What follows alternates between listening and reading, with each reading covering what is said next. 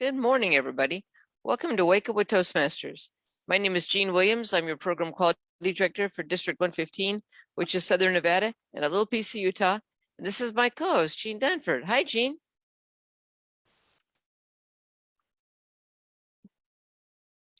Good morning. I'm having a little bit of computer difficulties. Oh, we can't hear you. You can't hear me? No. Well, let me work on that too. We'll work on the technology. Over the last couple episodes you've seen with me, or me and Anita, or me and Anita and Jean, we've talked about things to help you, speech tips. So the first one Anita and I talked about, if you look at back just a couple episodes, was knowing your audience, dressing for your audience, speaking to your audience, making sure your language is appropriate for your audience. Then we talked about, Jean and I talked about using your stage for blocking, as they call it, where you move through time, or you move through groups, or you move through situations. Talked about hologram of your audience. And we also talked about vocal variety and projecting your voice and using your voice well. So today we thought we'd wrap it up with some other tips and tricks to help you know ways to attract your audience. So now you're dressed right, you know your audience, you're ready to speak to them, you have great content. And now let's put a bow on the package and make it where people really are drawn in by your speech. So one of the first things is your speech opening. A lot of people fall into this trap of standing up and saying, well, I'm going to tell you, or I like to tell you, or I hope I can tell you today, or I'd like to tell you. Don't do that. Just tell. Just walk up and tell. And one way to avoid that trap is to give your Toastmaster a very good introduction. So your Toastmaster could start with your introduction. Have you wondered about coin conversion? Jean Williams today is going to explain to us how coin conversion is determined. It's something like that. That way they know right away the topic they're going to hear, maybe why they heard it. Or in Jean's research of different dog breeds, she determined which dog breed was the best at hunting. And so all those things you can give to your Toastmaster to introduce you. Now, in a contest speech, you can't. That's different. But we're talking about the majority of people don't compete in contests. The majority of people learn to speak to their work group, their social group, perhaps even give a keynote or instructions at a social group or another nonprofit. All those things, or even a school teacher who gets up to give us a lesson. And yes, school teachers, I know they have to sit there, but why not make their time more enjoyable while they do? So all those things, you take that out. If you have a Toastmaster introduce you, then do that. Or if you have to introduce yourself and you're not being timed, then go ahead and start out with, have you ever wondered why different dog breeds look so different? And there's a good question to draw people in. And that's another point. A lot of speeches that really draw people in start with a question. Did you ever feel so embarrassed you wish you could hide? You know, those sort of, and it right away draws in the audience because you're capping on an experience that most people have had. And then you pause and you give them a moment to think about it. You know, have you ever just knew you could conquer the world? Any of those questions that pull people in with the right emotion. Have you ever felt so embarrassed you could just wish to hide? No, you want to bring in the emotion you felt when you're going to explain the event. One lady, for example, gave a speech about how you can identify a stroke. And there's and I forget the acronym, but it's, if the person's, now I forgot the acronym, but it was a very good acronym. But she started out with, have you, she did not, the first time she gave the speech, today I want to talk to you about strokes and different signs of strokes. And this is important. And I want to tell you, and it was a little bit weak at the very beginning, and the speech was good. And then at the end, she explained to us that a relative of hers had had a stroke. Well, that if you're giving the speech and you really want to grab someone's attention, perhaps it would be better to flip it around and say, either start with, have you ever been around somebody while they were having a stroke? This is serious and it's scary, and I'll tell you why.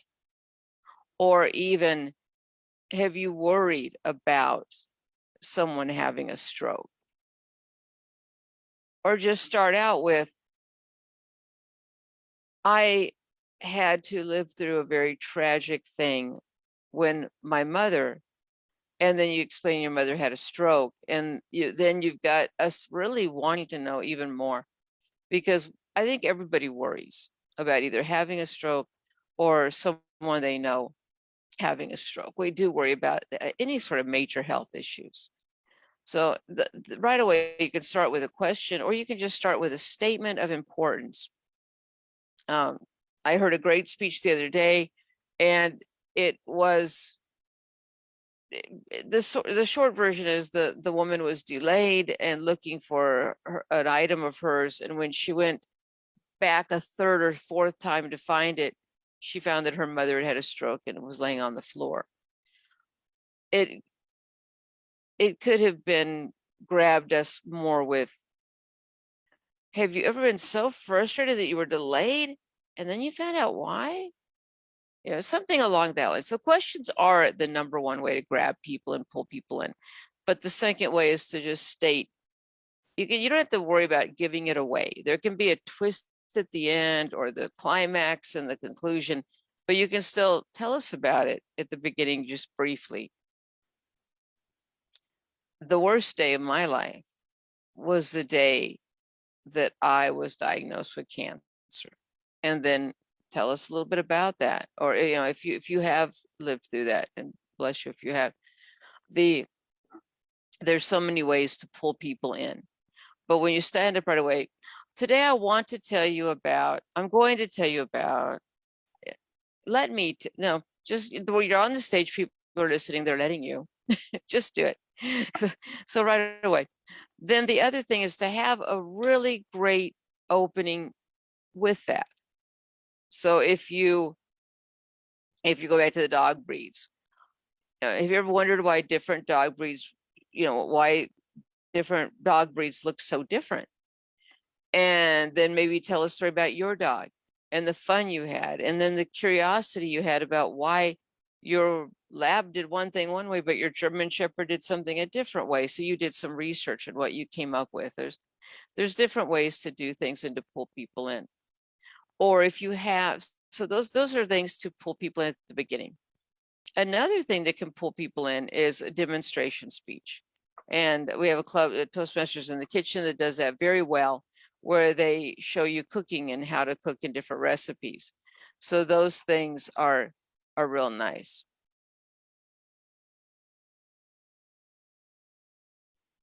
So those are things that are good. The other thing that, Jean's popping in and out of the studio as we speak. So, sorry. There we go. She's having computer issues today. We will be patient with you. But another thing though is a demonstration. Showing people how to do something, how to make something, or telling them about it. For example, if I were going to talk about a quilt that I had received from my grandmother, I might bring it if it's possible. Or if bringing a photo is risky. Bringing a photo is tough. If you bring something and the picture's too small, people aren't going to see it. If you bring something the picture's too large and you're in person, you're having to carry this great big giant poster, it still could be difficult for people to see. If it's possible to bring the actual item, for example, a quilt that your grandmother made, or maybe you want to talk about your grandmother, maybe bringing the quilt and showing it or holding it a little bit and hugging it when you talk about her, and then laying it down, and then we can visualize her. If you have a photo or a poster at the end to show us, that's nice too. So either way, but having a prop. And by the way, if you're giving an evaluation, not every speech needs a prop, but if you do have a prop, then you can bring it and explain why it's important. You can explain why you brought a certain jacket. or why you, even if it's a postcard, maybe you received a postcard from a relative that was very important. People in the back can't see it, but that's where you'd hold it up and explain what you're holding. I received this postcard from Puerto Rico, and it says, and you could read it to us, and then say, that's why this, and then give us the speech, pick back up the postcard. And that's why this postcard is so important to me. So even if we never see it, we never touch it, even people in the back of the room don't even know what you're holding, explain what you're holding. So if it's something small like a coin, I have this German coin and I will always have it because, and there you go. That's a way to use a prop that isn't passed around or isn't magnified or blown up. It's just explaining exactly what you're holding. And that also is nice to explain what you're holding if you have a audience member who has a physical disability like a visual impairment or is or even can't see you that well from the back, anything along that line. I was in a club with a blind member, so even if we had the poster board, we're starting to explain it, and I found that that actually was better because it made me engage even more with the audience and even more with the item I had brought to show. Because I can't just say, look at this and hold something up. I'd explain, I'm holding a postcard from Wisconsin, and it has a picture of a big, giant block of cheese with two people standing in front of it. And it says on the front, da da da.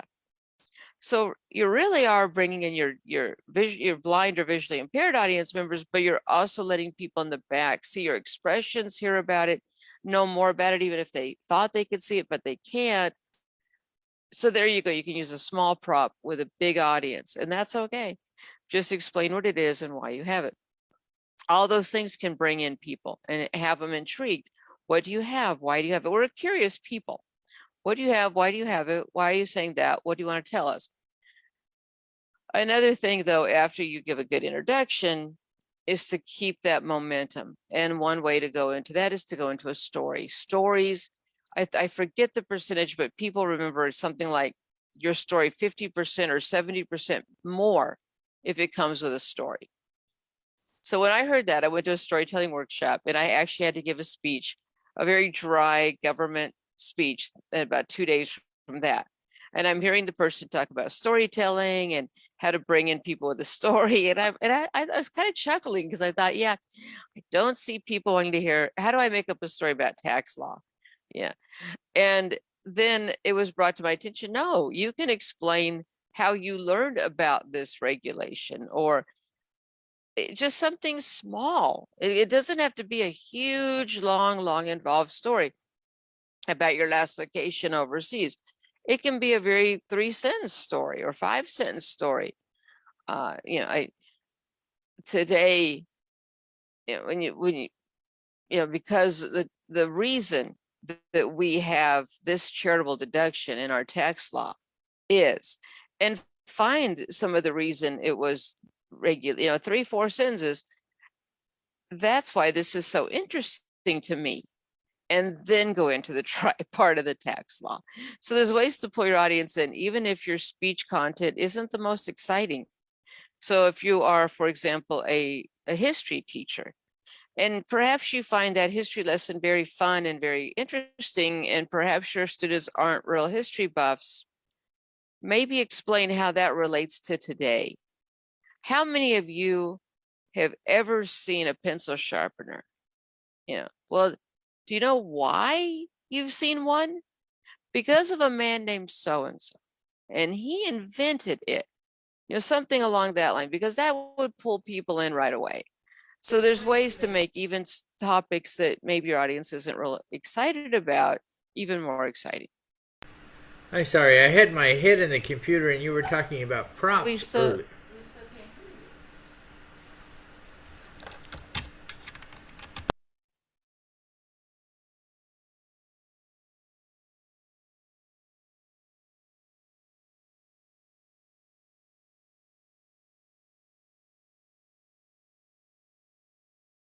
No, I'm sorry, we can't hear you.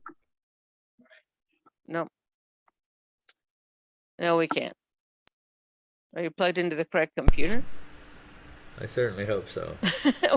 we will we will find out why. So this is kind of tough because Gina has great tips, but yeah. So but yeah. Okay. Nope, can't hear you yet. Still? Nope.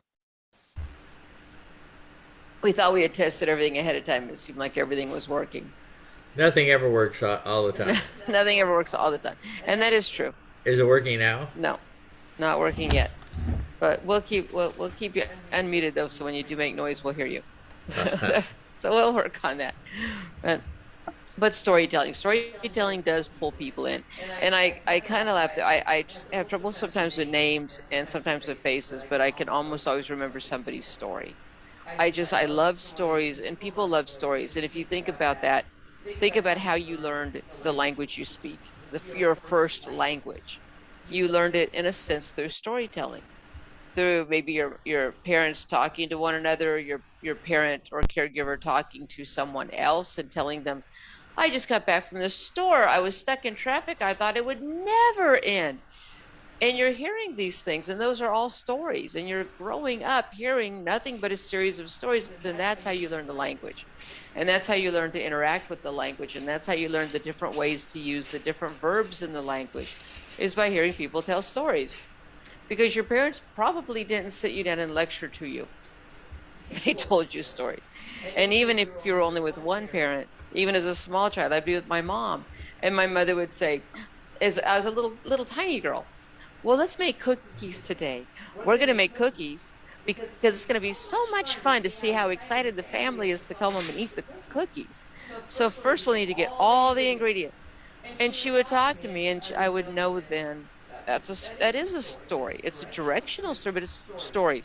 Or would walk in the park, and my mother would say, I used to love to gather leaves when I was a child. In fact, I put them all in a book and pressed them flat. And she'd pick up a leaf. Wouldn't this be a beautiful leaf to put in a book and look at it again and again? So there you got the story that brings people in, this question that would bring your audience in. If you were giving that as the regular speech about leaves or botany, how much more exciting. So there's ways to jazz up even the drier topics. Now, Gene? I would like to try.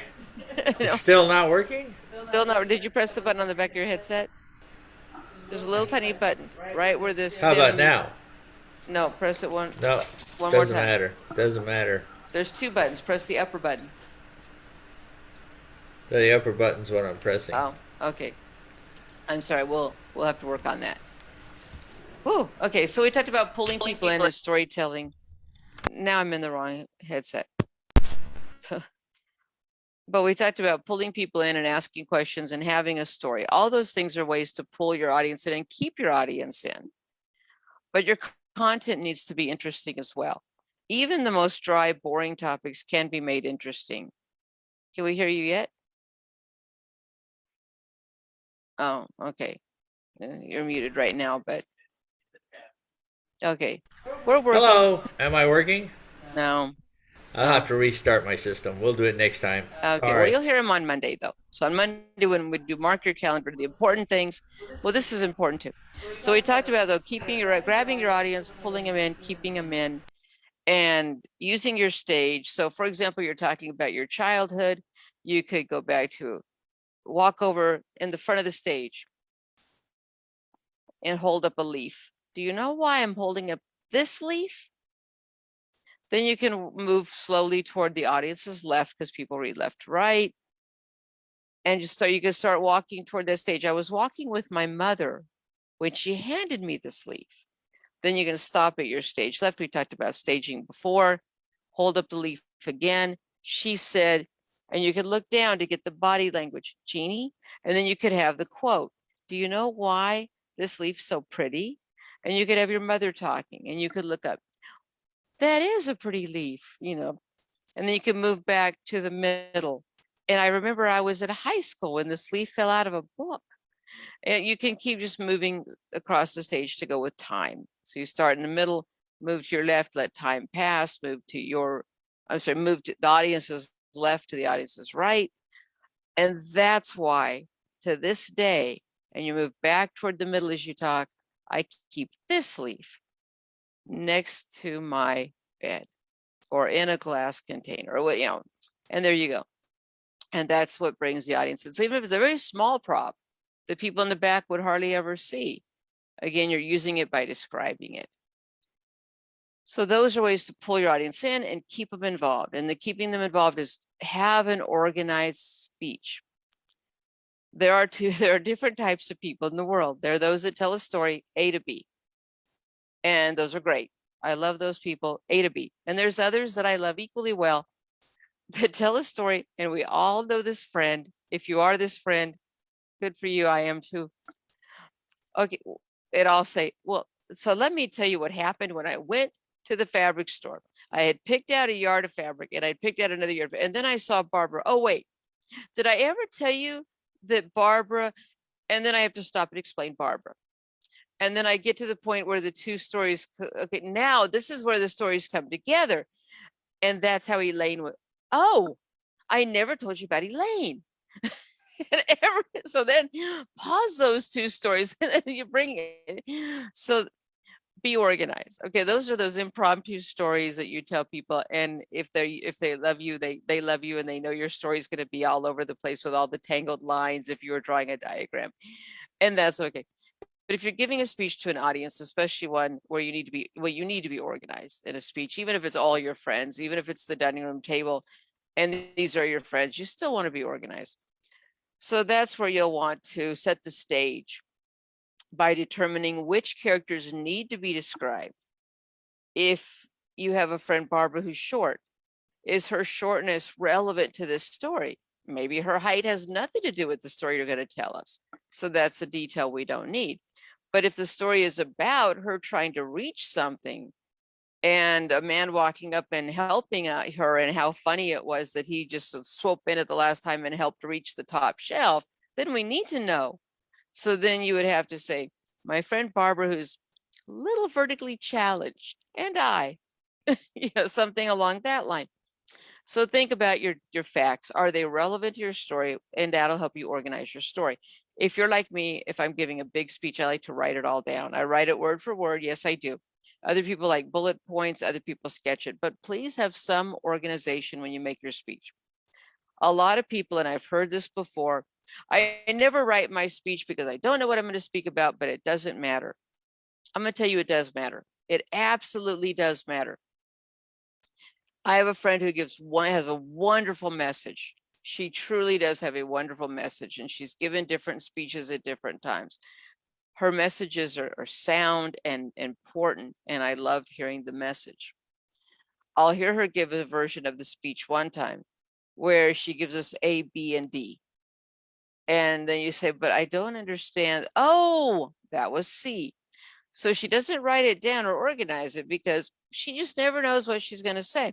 So the next time she gives a speech, you get A, C, and D. But luckily you've heard the speech before, so you know B. But the audience who's never heard her speak is missing that piece. So you talk to her, what about you forgot? Oh, and the next time you get B, C, and D. And it is unfortunate that this very powerful message and this great speaker isn't heard the way she should be heard because she's leaving things out.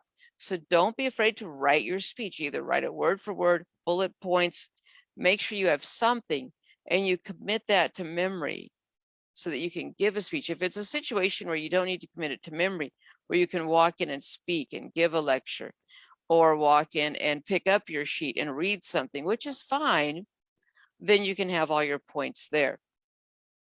So that's something else to think about, but be organized. Because if your speech is organized, it's easier for your audience to follow. Because as much as we love that friend who ties all the strings in a little knot and hands you a ball for you to unwind and figure out the story, you love the person, you don't love the presentation. So get the presentation so that people love hearing it. And also, on a side note, we always in Toastmaster meetings talk about filler words. We have an awe counter, and that's the person who documents your audible fillers. You can have the best speech in the world and the best content and the best opening. And if your speech is distracting because of all the filler words, that's why we have that in Toastmaster meetings, to help you. And a normal or ah or pause is normal in conversation. And a speech, you probably want to polish it off. But there are some people who speak. There's a difference between like what you see here, where we do use ums and uhs, and we do have pauses. If I'm telling you all about, then that's not a distracting but I had a upper management, and he would basically read the whole entire speech, but anyone, whether you're in Toastmasters or not, you're ready to rip out your hair by about the 50-second when he's only 5 sentences into his speech. That's why we work with you on those filler words. So now it says, so anyway, so today we talked about your introduction, pulling people in, storytelling, having an organized speech, and real quick, have a good conclusion. And the way to have a good conclusion is to see if your conclusion and your introduction is match very, very well. Not exactly, but you're bringing in your speech, you're talking about the different dog breeds. And that is why German Shepherds look the way they look. Or that is why a Border Collie has a white tip on his tail. And now you know. And there you go. There's your conclusion that brings it all back together.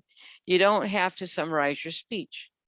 You can, especially if you're giving a lecture or you're informing people of things, and you do want a really good summary where you say, so today we learned about the Egyptians and the pyramids. We also learned about the sculptures. We learned about their art. We learned about their history. We learned about their deities. And we learned about the land and the climate. I think we've covered that today. But if it's a speech where you're telling a story or moving us or inspiring us, you can just bring in your conclusion that matches your introduction, and that tying that bow is enough for the audience. Whoa, so we covered everything. So now you know all about staging from before, using your voice, knowing your audience, dressing for your audience, speaking and having the right grammar and punctuation and abbreviations and no jargon. And we talked about your introduction, grabbing people, having a story, possibly a prop. I can't think of anything we didn't cover. Was there anything in Facebook? I can hear you through the room if you want to tell us, Jean.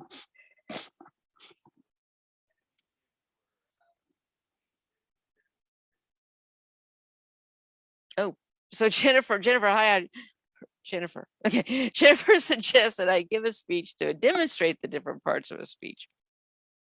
That could be fun. We'll have to see. I will say, if you want to see one of my more proud moments, if you go to YouTube and type in Gene Williams Toastmaster, pick the one with the beige background, and that is my award-winning, district-winning tall tale.